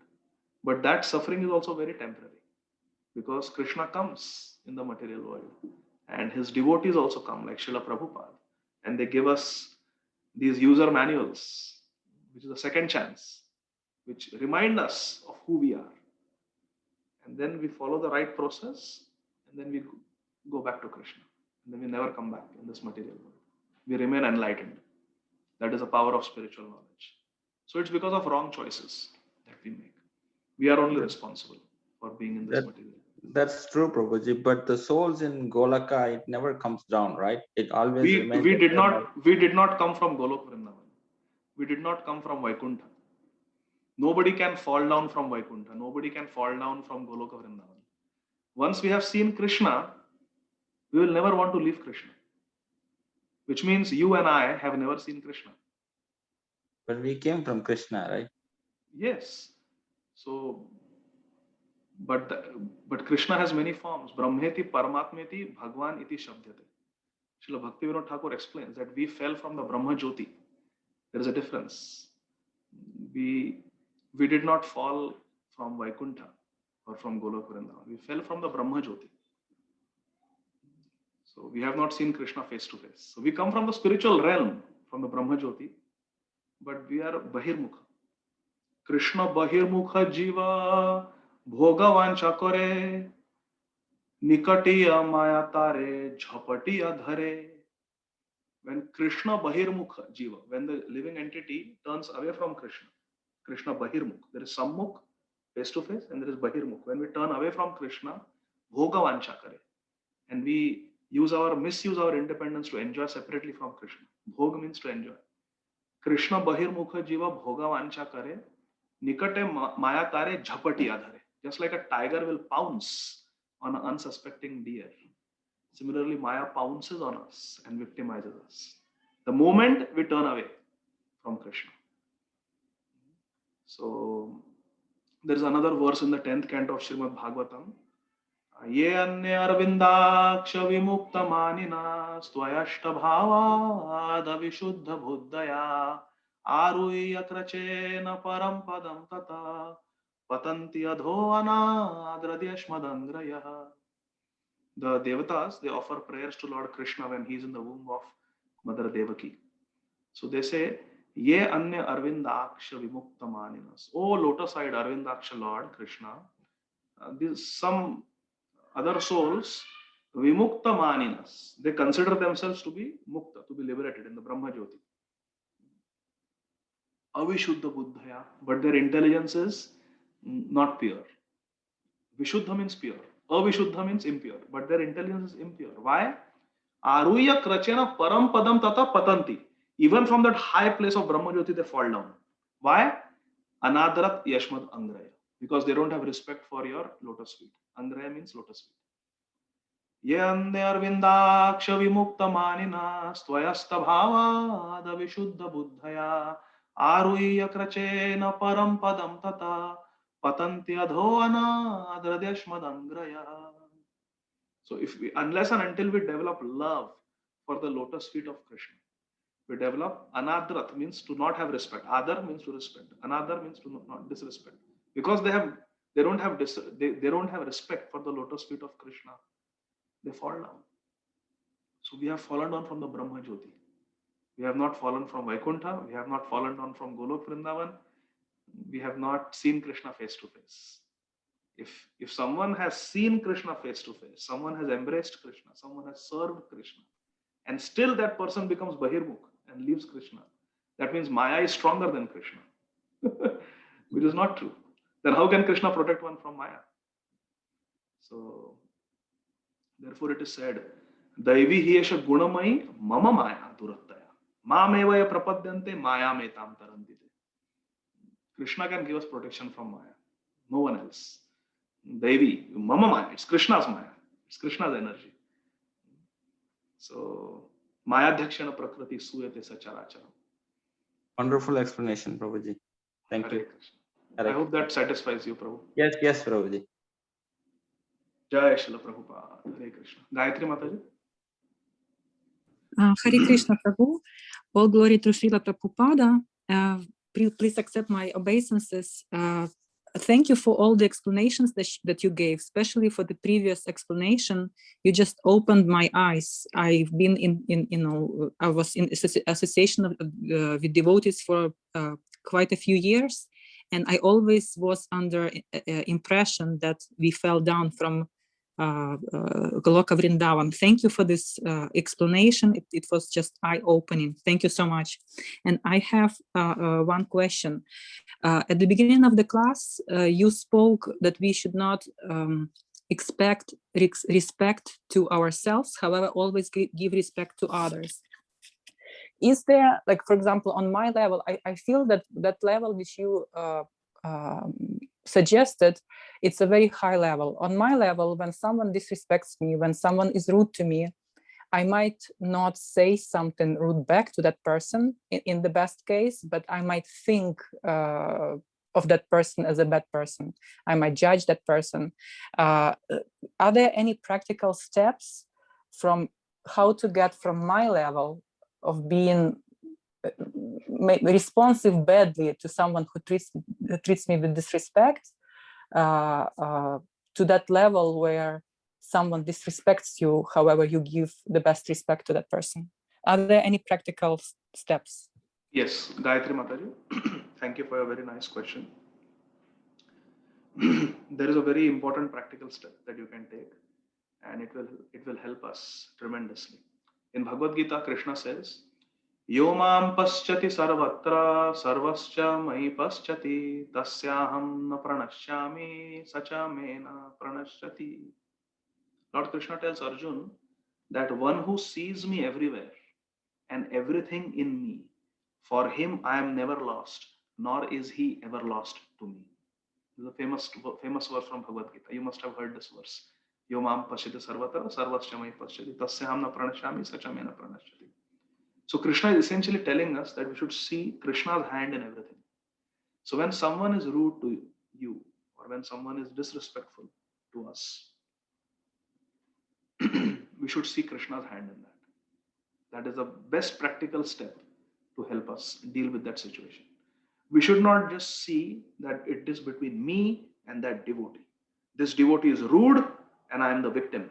It is between this devotee and me. He is the victimizer or she is the victimizer and I am the victim. This is the normal tendency. We see it that it is between me and this devotee. But actually that is not so. Where is Krishna? We have forgotten Krishna. Krishna says in Gita that see me in everything, every situation. Yomam paschati sarvatra sarvascha mahi paschati tasyaham na pranashyami sacha me na pranashyami. For him I am never lost, nor is he ever lost to me. So whenever there is an interaction, pleasant or unpleasant, we should see Krishna's hand. We have to see Krishna sitting in the heart of that person who is being rude to us. And internally we should smile. Okay, Krishna wants to test my tolerance because Krishna has said that tam stikshasva bharata matra sparashastu kaunteya shitoshna sukha dukkhada agama payino nitya tam stikshasva bharata. That Krishna wants me to tolerate, isn't it? Taroriva sahishnuna. You have to be tolerant like a tree, Mahaprabhu has said. Okay. So Krishna is testing my tolerance by giving me this experience. That is one. So please listen carefully. First one is we have to see that it is not just between me and this devotee, there is Krishna's hand. Krishna is sitting in the heart of this devotee. Ishvara sarva bhutanam hridadeshe arjuna tishtati. So Brahman sarva bhutani yantra rudani maya. So the Krishna is sitting in the heart of this devotee. And Krishna is somehow allowing this devotee to speak these words. So Krishna is testing me through this devotee. What is my tolerance? That is one understanding. Second understanding is, and these are all true. Second understanding is that we have to remind ourselves that I have been rude to so many people so many times. Not just in this lifetime. I may not even remember. But in the previous lifetimes, I might have hurt so many devotees. I might have been rude to so many devotees. I may never have been rude to this particular person. But that doesn't matter. For example, if I steal the property of someone, or if a thief steals the property of someone, and the king says, okay, now cane him a dozen times. That is a punishment. He has to be caned. So the executioner will come and start caning. So the thief will not say, hey, why are you beating me? I didn't steal from you. No, it doesn't matter. So this person is being rude to us, even though we don't remember being rude to this person, but that doesn't matter. Law of karma doesn't work like that. We may have been rude to so many people, so many human beings and even animals in our previous lifetime. But when we come to Krishna consciousness, Krishna wants to try his best. Krishna is going to give us the best opportunity to make this our last life in the material world. So this is a very subtle point. So please everyone listen very carefully with undivided attention. Focus here now. There are two people. One is a devotee, one is a not devotee. Okay. Now, because this person is a devotee, he has taken to Krishna consciousness seriously. Krishna wants to make sure that this is the last birth in this material world. But this devotee has got karma from many, many lifetimes. So now Krishna will try his best to finish off or burn off all that karma in this lifetime. So sufferings will come upon the devotee. Maybe a lot of sufferings will come upon a devotee. But that is because this is the last life. He's repaying all his loans, all loan repayment in one lifetime. He's clearing off all his debts and he's going back home, back to God. We cannot go back home, back to God unless and until all our karma is finished. So Krishna will give a token punishment for our purification in this lifetime. So we can finish, suffer it in this one lifetime. What would have taken millions of lifetimes to suffer? Literally millions of lifetimes, because there are millions of species. And so like that. So he gives. Now, whereas there is a person who is not a devotee, and we see that that person is doing so many wrong things and getting away, that person is getting promotion, he's going on vacations, he's putting happy photos on Facebook and Instagram. So where is law of karma? Well, this person who is not interested in Krishna consciousness, or who is rude or whatever, has got a lot of pious activities. But this devotee is not taken to Krishna consciousness seriously. So he is going to languish in the material world for probably many births. So he has got time. So because he's going to languish here for many births, what happens is whatever pious credits are there to in his account, he's going to enjoy for those pious credits. And when those pious credit enjoyment is all finished, his prepaid card is empty. Now cannot swipe it anymore. Then the debit card of the sins comes. And then he has to suffer for his sins. This we should have faith. This I have heard from the Mahajans, the great devotees. Therefore, we see that bad things happen to good people and good things happen to bad people. Why? Because they are finishing off their pious credits so that all this accumulated sinful activities they will suffer for in the future. And what is happening to a devotee? Is the devotee enjoying for the pious credits? No. The devotee has nothing pious left. The devotee is going to suffer for all the sinful activities that has been committed by this soul in this material world over millions of lifetimes, so that Krishna can make sure that this is the last birth in the material world. Therefore, in Bhagavad Gita, Krishna says that Janma karma chame divyam evam yo veti tattvataha tyaktva deham punarjanma naiti mameti. So Arjuna, one who understands the divine nature of my pastimes and birth and activities, upon quitting this body, does not take birth in this material world again, but comes back to my spiritual world.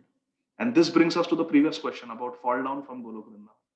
In Bhagavad Gita, Krishna says that Abrahma bhuvana loka punaravartino arjuna mamupetya tu kaunteya punarjanma na vidyate. Krishna clearly says, Krishna is answering this question of fall down from the spiritual world in Bhagavad Gita itself. Krishna says, if someone is with me, never falls down. Abrahma bhuvana loka punaravartino arjuna. Up to the Brahmalok planet also, the planet of Brahma also we can fall down. Punaravartino means to fall down again on earth. But mam upetetu kaunteya, but Arjuna, if someone comes to me, mam upetetu kaunteya punarjanmana vidyate. See, same thing, sing both the verses. Janma karma chame divyam also same verse, same meaning, here also same meaning. So multiple times in Bhagavad Gita, Krishna says that when you come to me, you don't come back in this material world.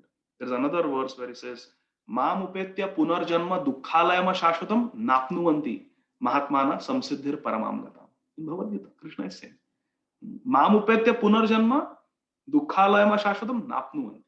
After coming to me, taking another birth in this material world, which is full of misery and is temporary, oh, never.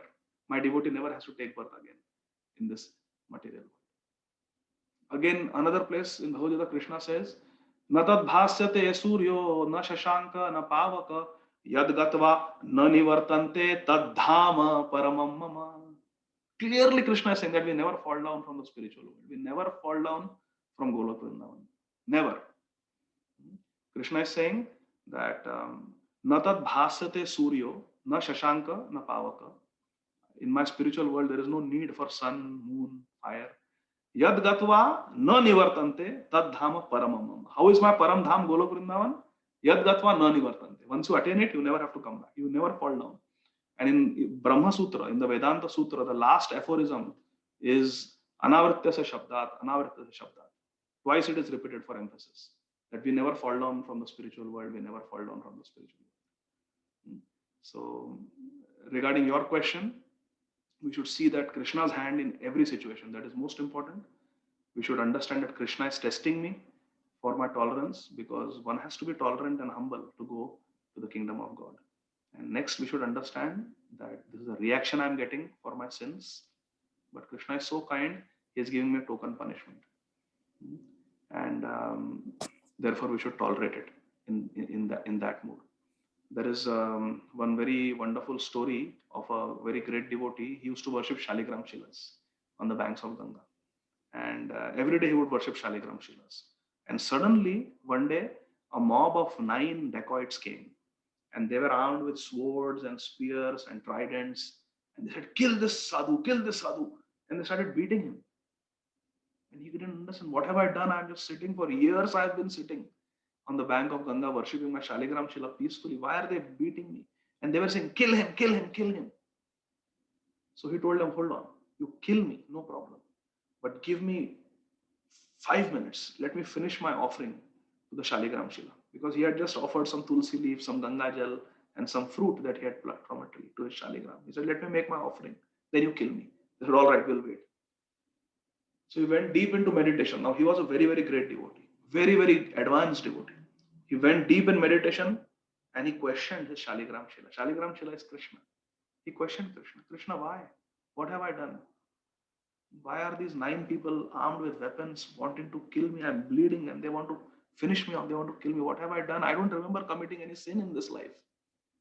So Shaligram Shila, Krishna spoke to him in his meditation. My dear devotee, you are right. You have not committed any sin in this lifetime. But previously, in your previous lifetimes, you have committed 9 murders for which you have not atoned yet. And the reaction for that is that 9 times you have to take birth and 9 times you have to be murdered. But I am so merciful to you that in this lifetime, I am going to get these 9 people to murder you. In the next few minutes, you will be killed. You are going to be killed, but I am waiting for you. The moment you leave your body, I am going to personally take you back home, back to murder. And so see, instead of being murdered 9 times, he is going to be murdered once. So that is Krishna. We have lots to suffer for, but Krishna gives us some token punishment in the form of somebody coming and speaking rudely to us, or some disease or something. But we should take it very gratefully. In 10th canto of Srimad Bhagavatam, Lord Brahmaji, he teaches us, who is a Mahajan, he teaches us, Tatte nukampam susamikshamano bhunjana eva tumakritam vipakam ridavak vapurbhir vidadhan namaste jive tayo mukti pade sadayabha. He says that Tatte nukampam susamikshamano. Anukampa means mercy of the Lord. Susamikshamano means earnestly, eagerly waiting for it. Bhunjana means to tolerate, to endure all the sufferings. Bhunjana evatma kritam vipakam. Vipakam means all the problems, the insults, diseases, pain, suffering that comes, tolerating it. How? Knowing that it is Atmakrit. I have created them. With this attitude, we should tolerate. And while tolerating, Ridavak Vapurbhir Vidadhan Namaste. With our heart, with our words, and with our body, Ridavak Vapu, we should offer Namaste. We should offer our obeisances to Krishna with gratitude.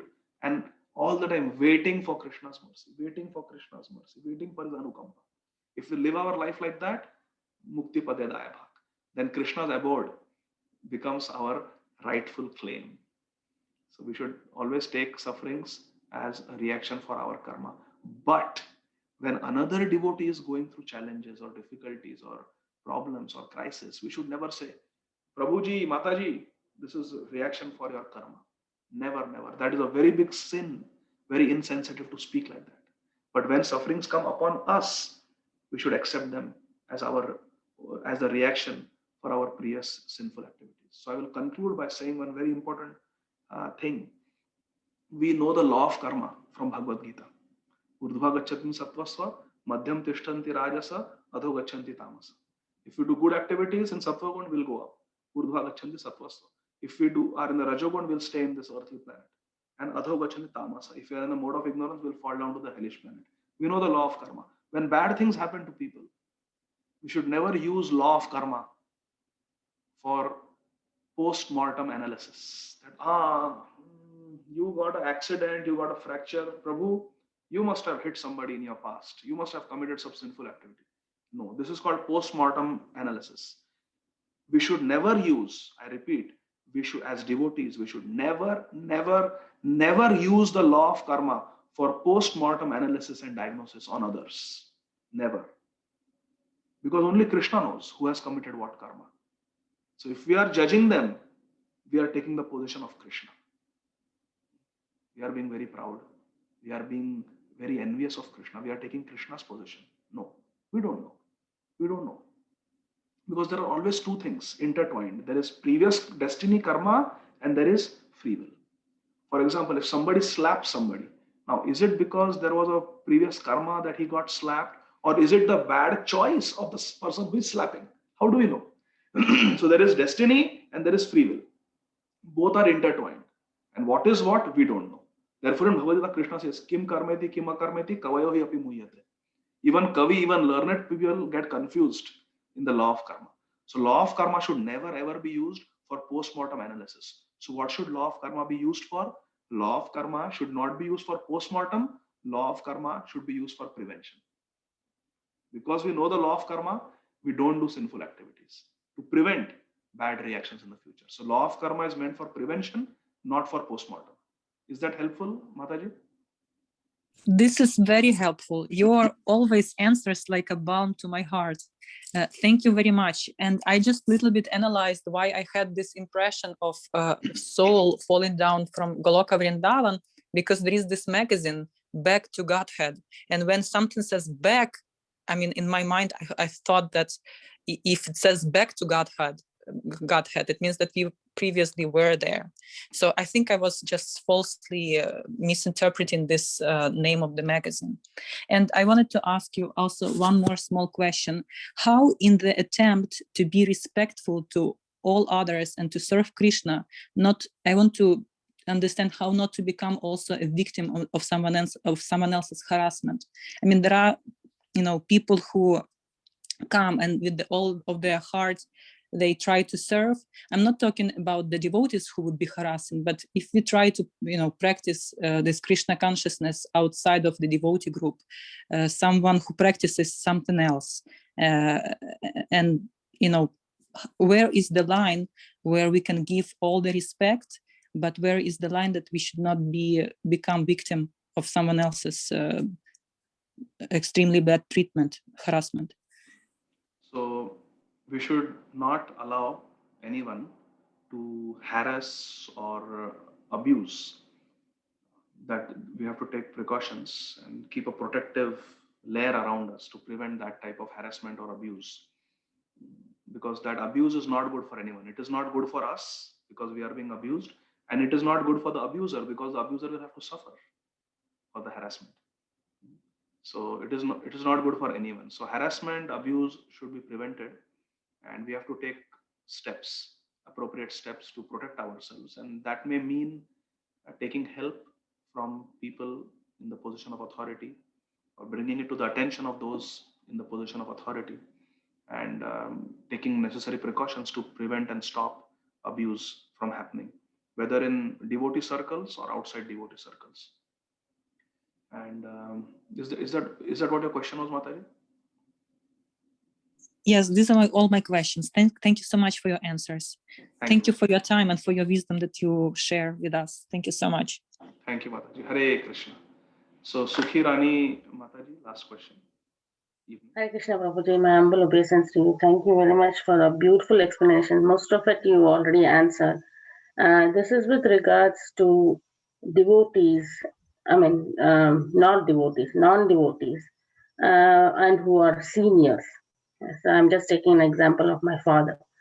So he's 80 years old, and they are not able to keep the reading habit, or they are not able to remember things.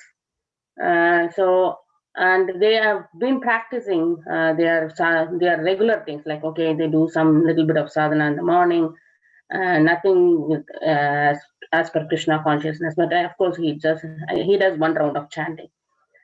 So how do we make them understand that it's an urgency for you to understand Krishna, and it is an urgency for you to spend more of your time in Krishna consciousness? How do we motivate them? Happy devotee is the best preacher. So if our parents see that we are happy following the process of Krishna consciousness, and the process of Krishna consciousness is working on us. We are blissful, we are enthusiastic, then they will also follow. So a happy devotee is the best preacher. So first we have to be enthusiastic, and we have to demonstrate to our parents that the process of Krishna consciousness actually works, and it works. If it is followed properly under mature guidance, it works. It is a perfect process. And we should pray for parents. We should pray for other devotees who we want to become more enthusiastic and serious in Krishna consciousness. Prayers have a tremendous power. So if we sincerely pray for our parents, if we ask our devotee friends to please pray for our parents, then those prayers will work. And we can chant some extra rounds for them. We should be nice and loving and encouraging to them. And just being good examples. If they see good examples of devotees, then they will be inspired. I had a friend in my medical school back in Bombay in 1998, in my medical school. And it was time for us to get initiated. So our name was presented and it was approved by the temple for initiation. And just 3 days before the initiation ceremony, he called up his parents. He was from some remote interior village of Maharashtra. And he told his parents that, I've been practicing this Krishna consciousness process. I've been chanting 16 rounds. I gave up meat eating and all those things. And my Guru Maharaj is going to give me initiation. So I wanted your blessings, my dear parents. Please bless me. And 3 days is my initiation. His parents said, what nonsense? What initiation? No, you are not going to take initiation. If you take initiation, then you will give up your medical studies. You will not become a good doctor. You will not pursue post-graduation. You will become disinterested in your academics, and you will only pursue spirituality. Nothing doing. You are our son. No initiation. You are not taking initiation. And they hung up the phone. And he asked me what to do. I said, I don't know. I don't know what to do with your parents. But, wow. So he thought about it, and then he told the temple that my parents are not giving permission, so I want to withdraw my name. I will not get initiated. But then he cried and he told me that please pray and please ask devotees to pray. So we told all the devotees. We had some 12, 13 devotees in the boys' hostel in the medical school. And we just spread the word, and every morning when we would chant, we were praying for him. We told devotees in the temple to pray. Some brahmacharis were praying for this devotee. And believe it or not, on the morning of initiation ceremony, his parents called the hostel telephone, because we didn't have cell phones in those days. Hostel telephone, and this boy came down from the room in the canteen phone, and he spoke. And his parents said, we have thought about it. Today is the initiation ceremony, right, beta? You have all our blessings. Go and take initiation. And then he got initiated that day, later that day. He immediately called up his counselor and he said, I got permission. Can I still get initiated? Can my name be added to the list? And the brahmachari said, of course, just come on. Come. And then he got initiated. So the best way to inspire parents is to be good examples, to be respectful, to show that the process works, and to ask devotees to pray for them. And we should also pray for them. Krishna will answer our prayers. Is that okay, Mataji? Yes, Prabhu. Thank you very much, Hare Krishna. Stop here. Jagat Guru Srila Prabhupada. All glories to all of you. Hare Krishna. Thank you, Pitambar Prabhu. Very grateful. Thank you so much, Adhikari Prabhu. We are so grateful for you to be spending this long time. In fact, Q&A style, instead of 15 minutes, it went to 45 minutes, Prabhu. But we are all fully satisfied, Prabhu. We pray to Lord Krishna that we get your valuable association time and again, depending on your schedules in the future, Prabhu. Please dedicate some time to enlighten us further and further, such that we continue our journey in our spiritual path, Prabhu. Thank you once again for attending, for giving the class, and for answering to our satisfaction, Prabhu. Thank you so much. Hare Krishna. Jai Srila Prabhupada. Thank you, Prabhupada. Jai Srila Prabhupada. Thank you, everyone. Thank you for attending.